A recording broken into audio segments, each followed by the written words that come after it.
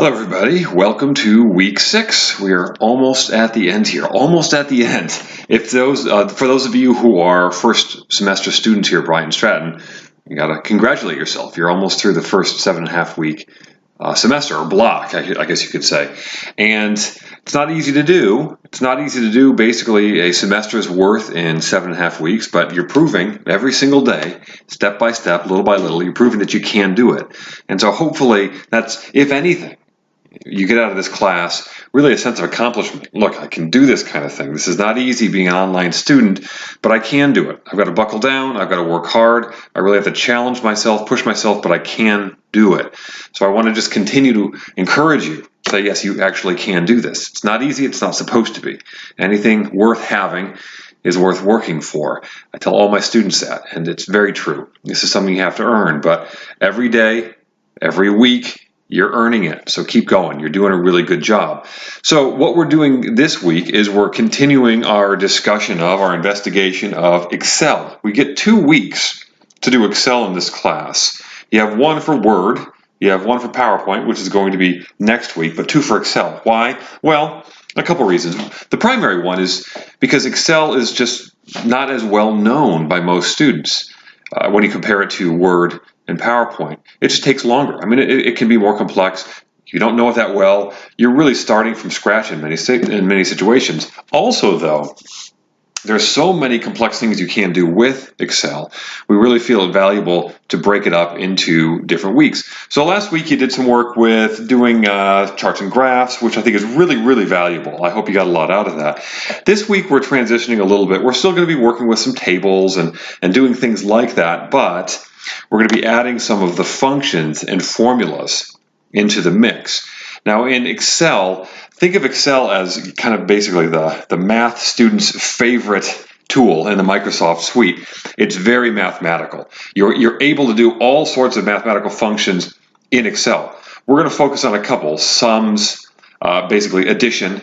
We're going to be also doing a lot with averages, and then we'll also do some what are considered maybe more logical functions. These are the if functions. Those of you who you might become bachelor students here or take a logic class. I used to teach the logic class online. It's a tough class, but we do a lot with those kinds of if functions in logic. So some of you might end up seeing more in that area or learn more about that down the road. But for right now, we're just kind of getting introduced to what Excel can do for us when it comes to certain kinds of mathematical formulas. And I've told you before, and hopefully you've kind of gotten this, Excel is great because it allows you to just compile so much data, organize the data, put it in some sort of visual format so that you can display it, you can present it to people. But another thing it does is it makes it easier, especially when it comes to math, when you're trying to deal with really, really big numbers. You're thinking, gosh, I have to add these together. I have to average these or something, and I was never very good at math anyways. Oh my gosh, I can't do this.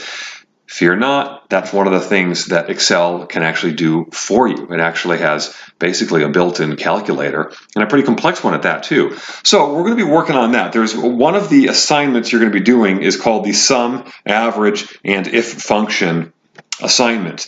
With that one, you just open up a Word document and it'll walk you step by step through what you're going to develop in Excel. You're going to be starting from scratch. You're going to have an open, blank Excel spreadsheet, and you're going to follow those instructions to a T, to the letter, okay? As long as you do that, you're going to end up with a really good finished product. But you have to just make sure, step by step, you don't skip anything.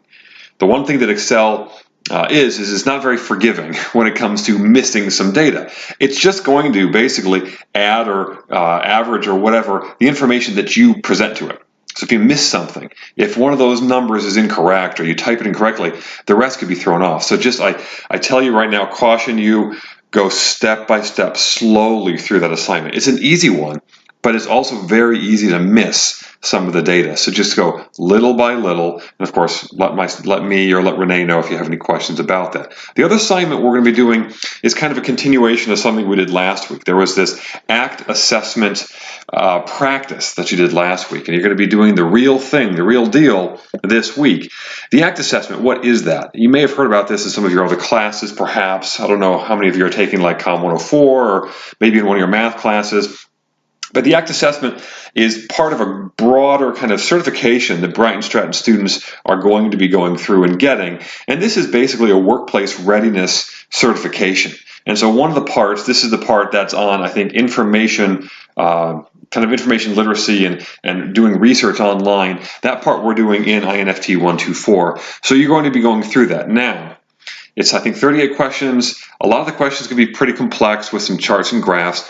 Don't worry about that. These questions range everything everywhere from kind of high school level understanding to all the way to doctoral level understanding. It is not expected that you're going to get perfect scores on this. So don't fret, don't kind of freak yourself out saying, oh my gosh, these things are way too complex, I've got to quit. No, don't worry about that. All of the grades actually get curved. We have, and I think I have it up in the announcements, we actually have a formula that we follow that curves all of the grades. So whatever you end up with, trust me, your grade's going to be higher. That's a good thing.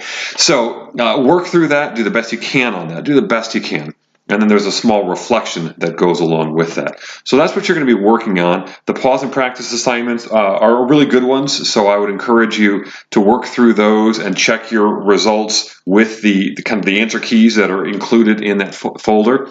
So keep working on those, get in the discussion board, talk about Excel, but talk about some things like, what have you learned thus far about Excel? What's new to you? What do you think of what you've learned so far? What do you think is going to be most valuable to you as you start using Excel on the job?